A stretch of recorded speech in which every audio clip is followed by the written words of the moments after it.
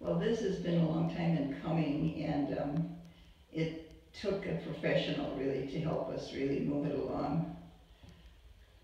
We did the same thing in the Bell Museum. She did the front of it, and she is a professional. So we took the idea from a booklet that I did of sketches, and that came from a little project that we got through the county of Washington County, and the homemakers groups, which were neighborhood groups of ladies that got together and did things in the communities. And my first year that I was there, I chose to talk about the history, which was one of the programs for one of the meetings. And of course, that's what started me sketching the pictures of some of the old buildings out here. We were new in the community, and we moved here in 1963.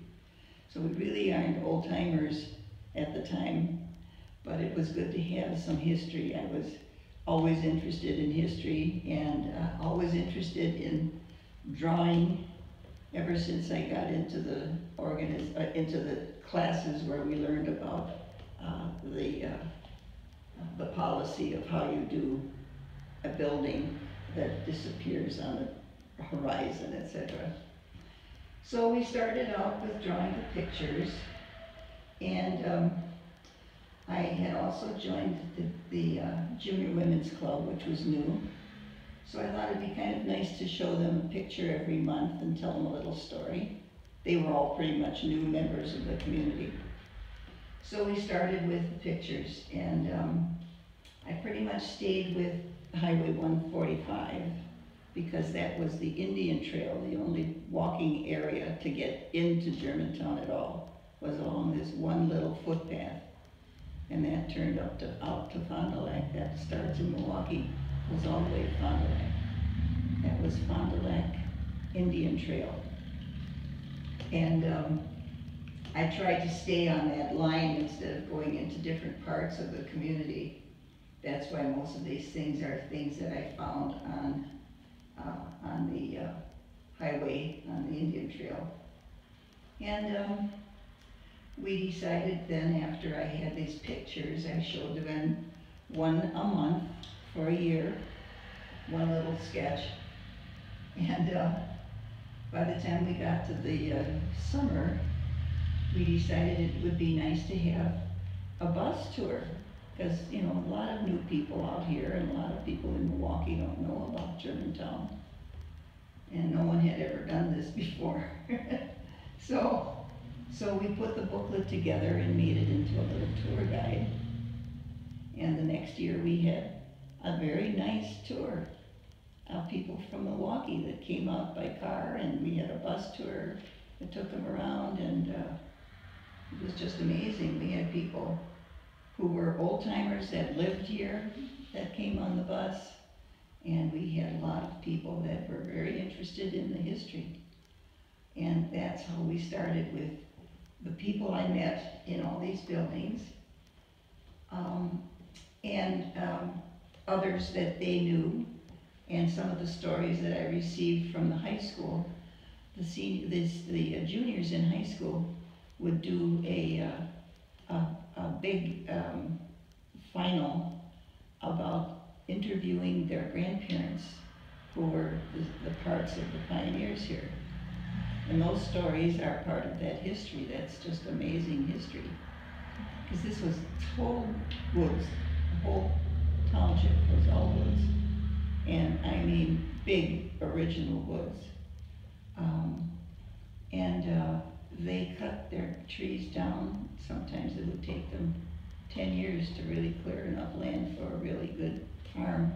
You look at all those farms and you figure all the trees they had to cut down. Anyway, that's how I started thinking about these things, and having the little stories every month. The Women's Club members were very interested, so we kind of made a little combination of the owners of some of the buildings and the Women's Club members, and we started that, and we'd meet once a month in the bank meeting room and talk about, you know, what we'd learned, and artifacts that they wanted to have exposed and put into a cabinet. So we bought a little cabinet and we had that down there, and that was the Historical Society. And it took a couple of years before we actually got to the state and the project itself, the application. And we ended up on a November morning in 1974 and decided that we'll have our first meeting in November and see what happens. And we ended up with about 40 to 50 people coming to that meeting.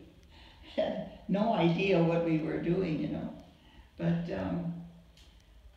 and this was really, by this time, a couple of years after we had the tour.